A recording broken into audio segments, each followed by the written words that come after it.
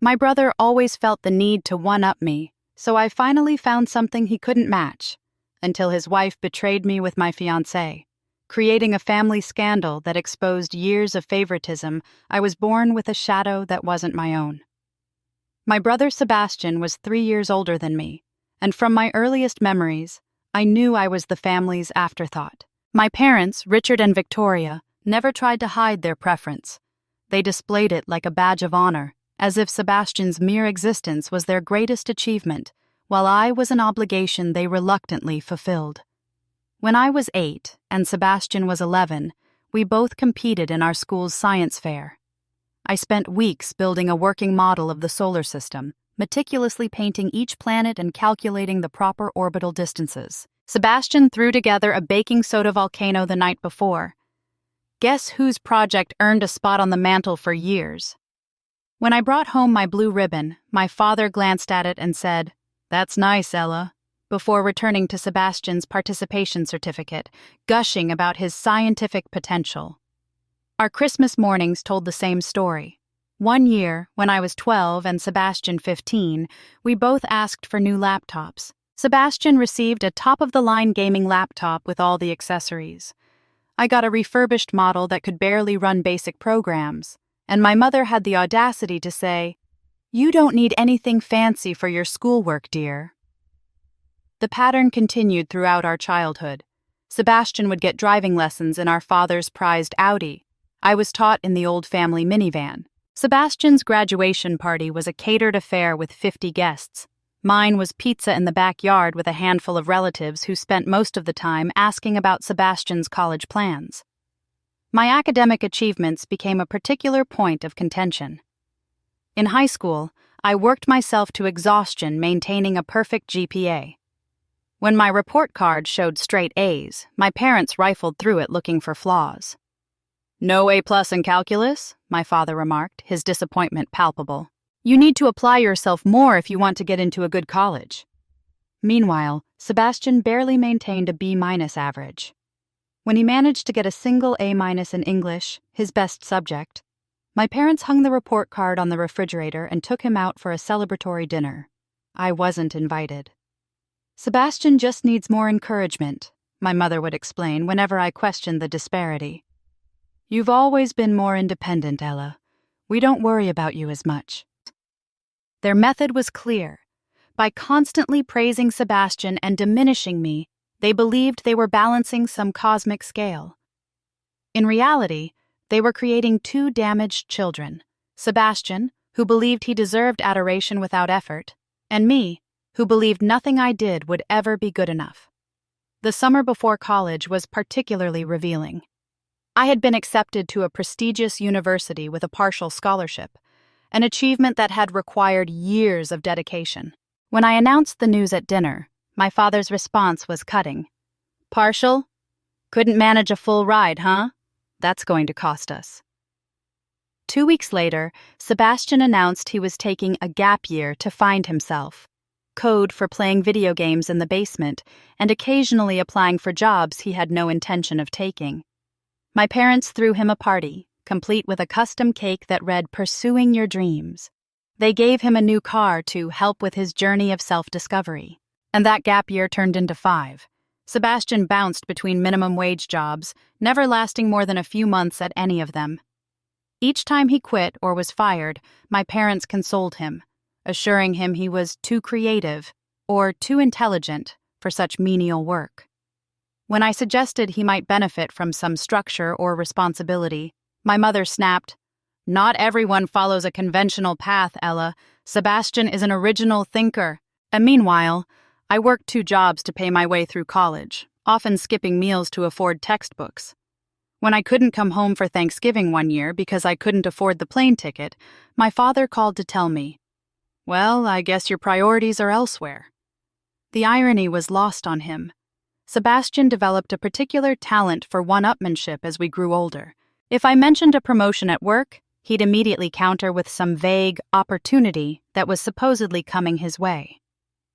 If I started dating someone new, he'd suddenly be in a serious relationship with someone amazing who never seemed to materialize at family gatherings. Our dynamic was set in stone. Sebastian was the golden child who could do no wrong, and I was the perpetual disappointment who could never quite measure up. By the time I graduated college, I had accepted that this was simply how our family worked. I couldn't change my parents' perception, but I could change my proximity to their toxic favoritism. So I did what any self-respecting, underappreciated daughter would do. I moved as far away as my entry-level job would allow and started building a life where my accomplishments were valued on their own merit, not measured against the inflated legend of Sebastian. Moving out was like shedding a skin I'd been forced to wear for 22 years.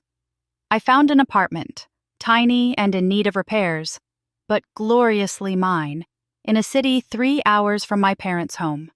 Far enough that weekend visits weren't expected. Close enough that I couldn't be accused of abandoning the family entirely. My first job out of college wasn't glamorous, assistant marketing coordinator at a mid-sized tech company, but it was a start. I worked long hours, volunteered for every project, and within 18 months, I'd earned my first promotion. When I called home to share the news, my mother's response was predictable. "That's nice, dear. Did you hear Sebastian is thinking about starting his own business? He's so entrepreneurial." Sebastian's business was a vague plan to sell custom furniture he'd never actually built. My parents had already offered to finance his workshop, despite the fact that his woodworking experience consisted of a birdhouse he'd made in 7th grade. Family gatherings became exercises in emotional endurance. Every Thanksgiving and Christmas, I'd steel myself for the barrage of subtle digs and comparisons. "Still at that starter job, Ella?" my father would ask, despite knowing I'd been promoted twice. "Sebastian's considering investing in real estate. He's got such a head for business." The reality was Sebastian had never held a job longer than 6 months and was living in an apartment my parents paid for, but acknowledging this would disrupt the family narrative. At my graduation ceremony, which my parents arrived 40 minutes late to, my father's first comment was, "4 years for that degree? Seems like a lot of time for what you'll be doing." What made it worse was watching them fawn over Sebastian, who had worn an absurdly formal suit to my casual university graduation, ensuring all eyes were on him rather than me. Despite the distance I'd created, I tried maintaining a relationship with Sebastian. He was still my brother, after all. But our interactions were entirely one-sided. I'd reach out with texts or calls, and he'd either ignore me or turn every conversation into an opportunity to highlight his imaginary successes. Once, after not hearing from him for months, I called to share news about a significant promotion to senior analyst. There was a pause before he responded. "Okay, anyway, I just got approached by this amazing tech startup. The salary is probably more than you'll ever make." The position he mentioned never materialized, of course. When I finally landed my dream job after years of hard work, managing digital marketing for a respected nonprofit, I made the mistake of mentioning it at a family dinner. "Guys, I just got my dream job and—" "Okay, but did you hear about Sebastian?" my mother immediately interrupted. "He met a successful entrepreneur with connections everywhere." That man turned out to be Parker. He wasn't a successful entrepreneur. He worked in sales at a mid-sized electronics company. But the way my parents talked about him, you'd think he was the next Steve Jobs. Their wedding was an extravagant affair that my parents spared no expense for, despite my father's frequent complaints about financial strain whenever my student loan payments came up in conversation. Sebastian and Parker's wedding featured a live band, custom-designed invitations, and a 5-course dinner for 200 guests, most of whom Sebastian barely knew. Meanwhile, I was still living paycheck to paycheck, putting every spare dollar toward my student loans. When I mentioned potentially buying a condo, my mother laughed and said, "Oh, Ella, you should rent a few more years. Homeownership is such a burden." 2 months later, they helped Sebastian and Parker with the down payment on a 4-bedroom house in an exclusive neighborhood. The pattern continued as we entered our 30s. Sebastian and Parker moved nearly every year, always to bigger and better places that my parents helped finance. Each move warranted a housewarming party more lavish than the last, where my parents would parade Sebastian around like a prize show dog while I stood in corners making small talk with strangers.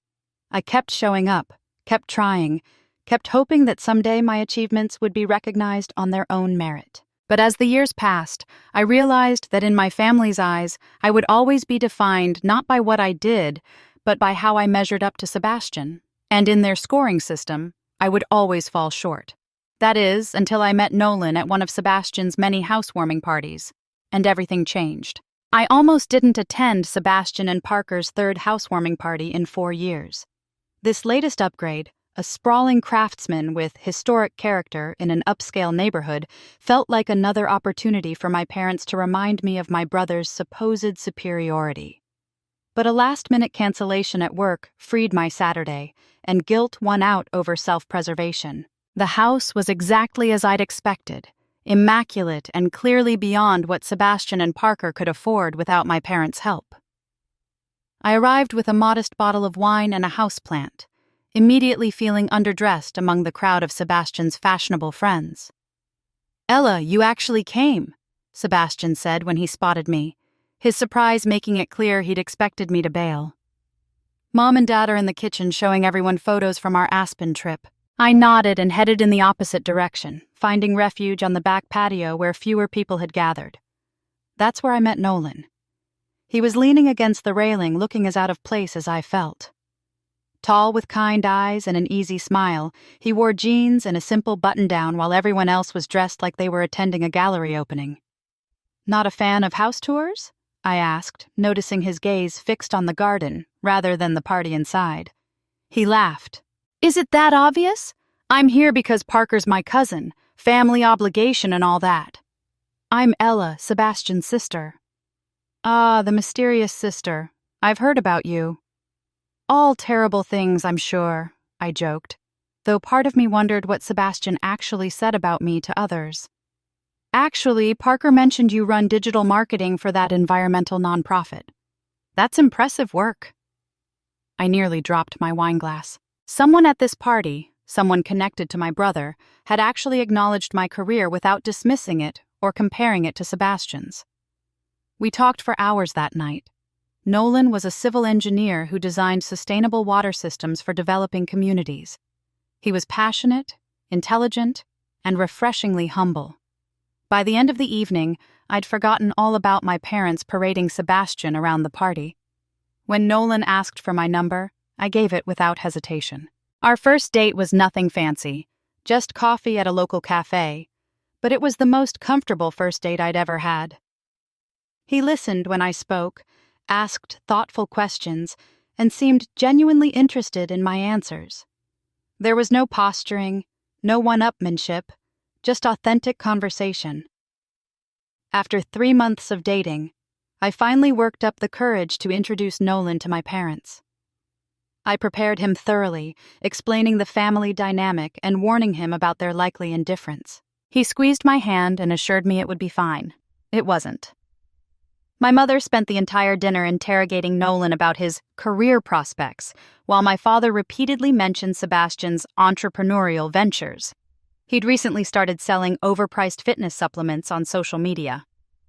When Nolan mentioned his upcoming project in Guatemala, my father dismissed it with, "Charity work doesn't pay the bills, son." In the car afterward, I apologized profusely. Nolan just shook his head and said, "Now I understand why you're so hard on yourself. You're amazing, Ella, and they have no idea." I cried all the way home. What surprised me most was Sebastian's reaction to our relationship.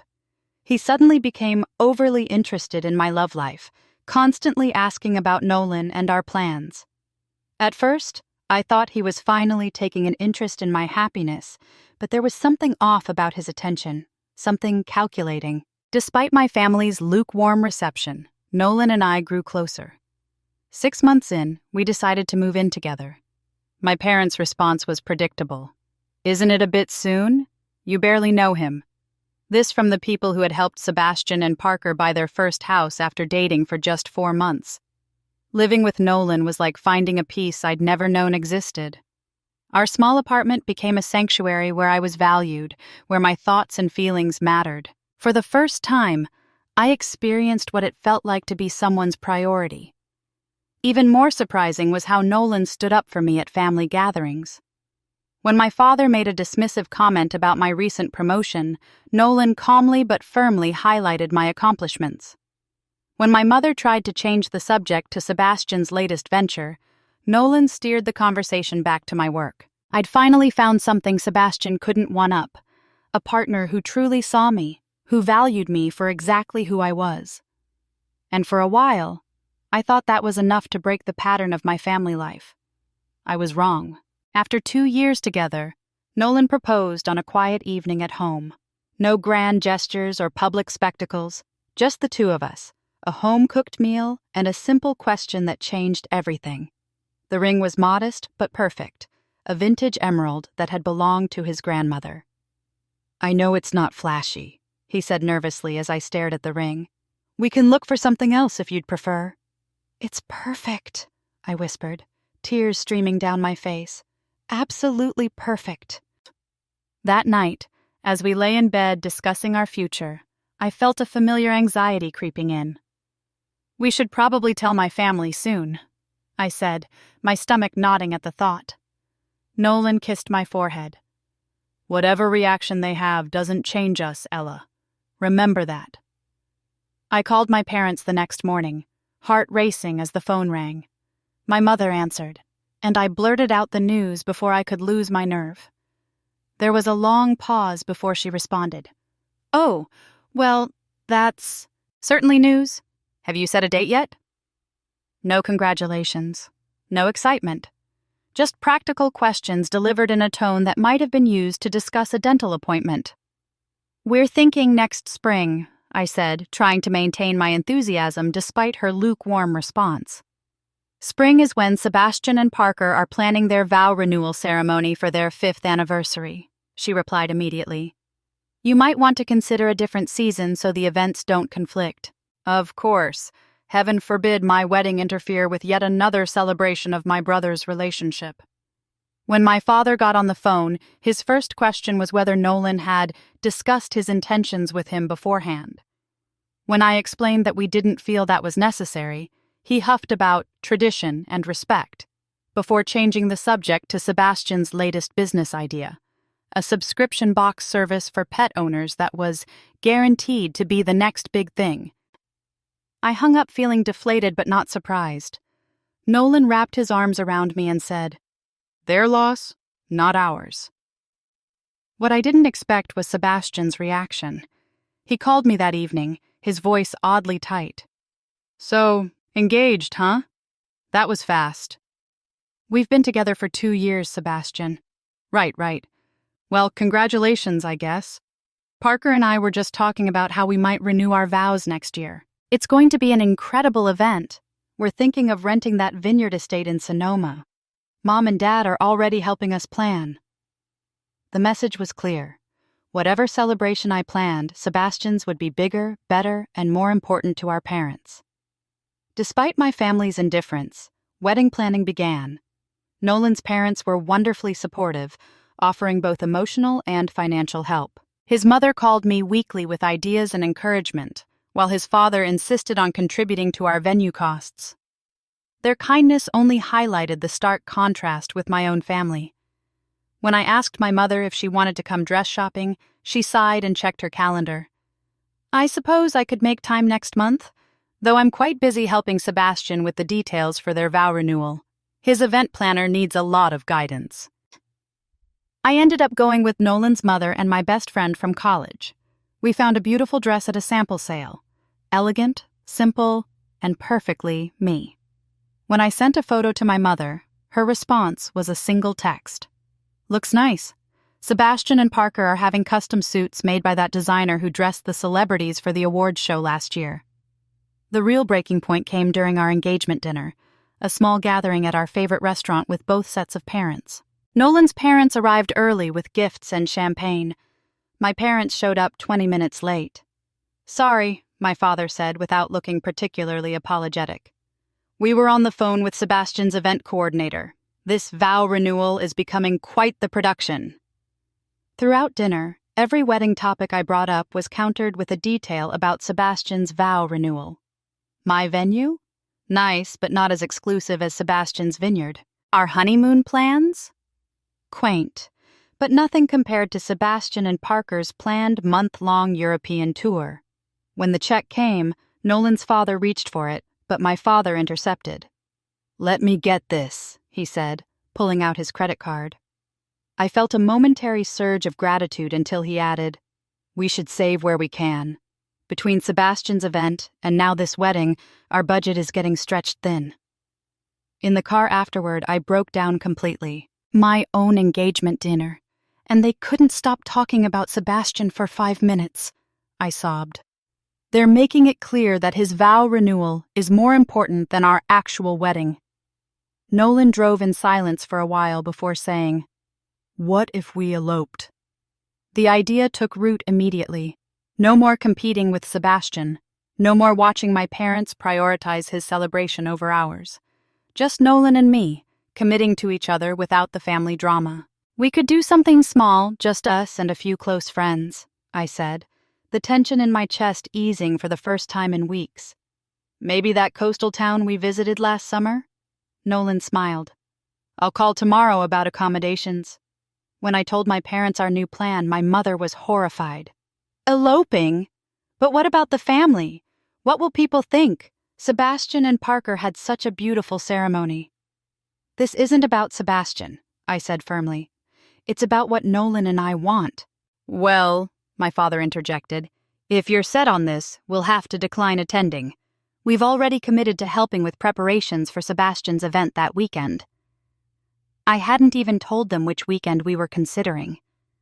That night, I made a decision that would change everything.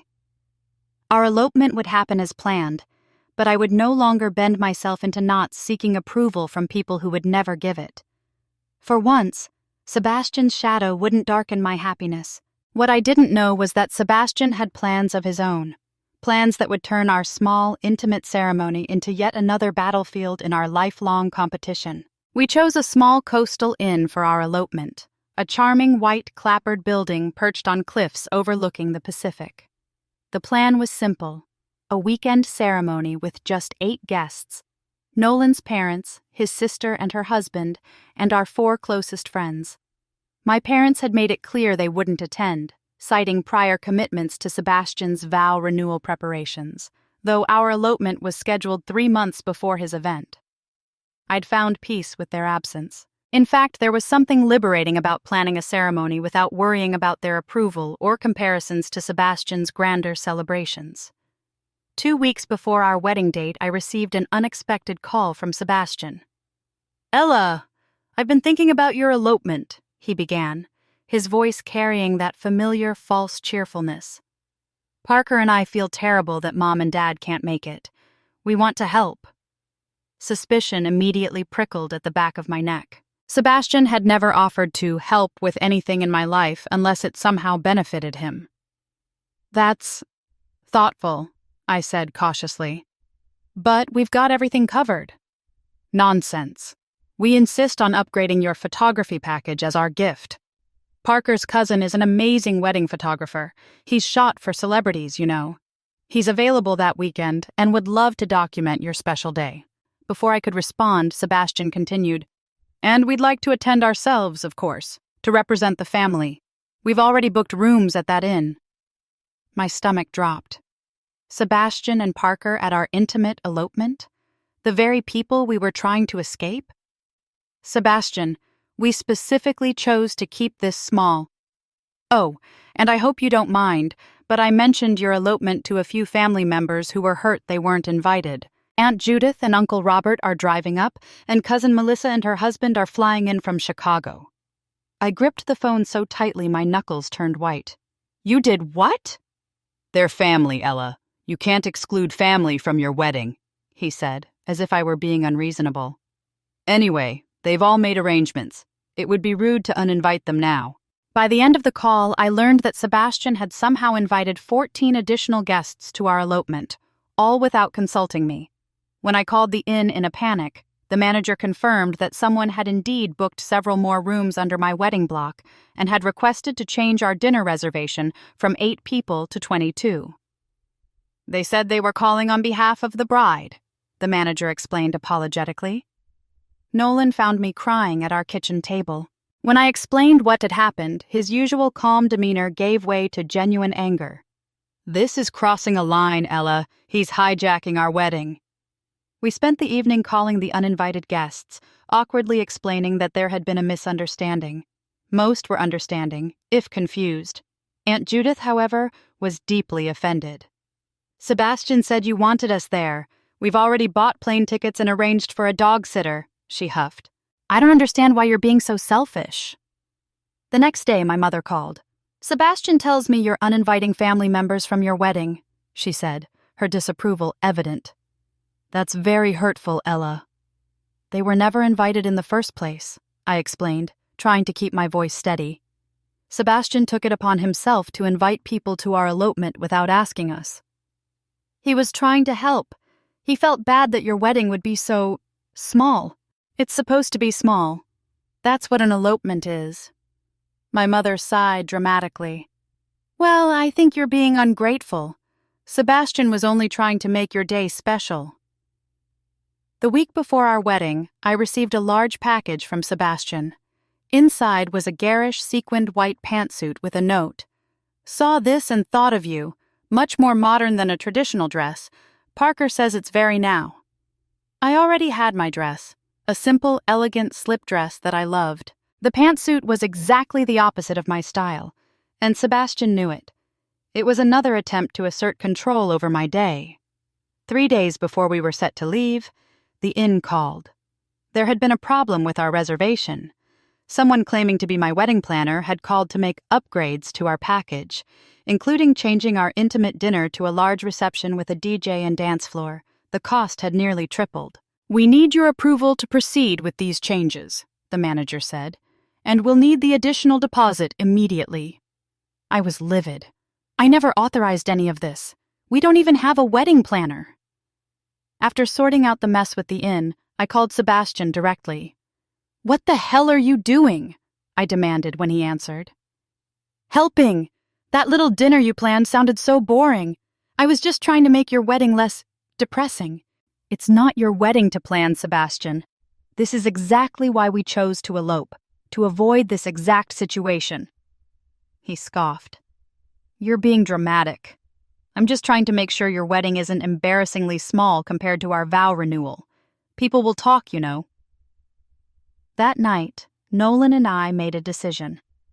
We canceled our reservation at the inn, losing our deposit in the process. Instead, we called a justice of the peace in a different coastal town and arranged for a simple ceremony on the beach the following weekend.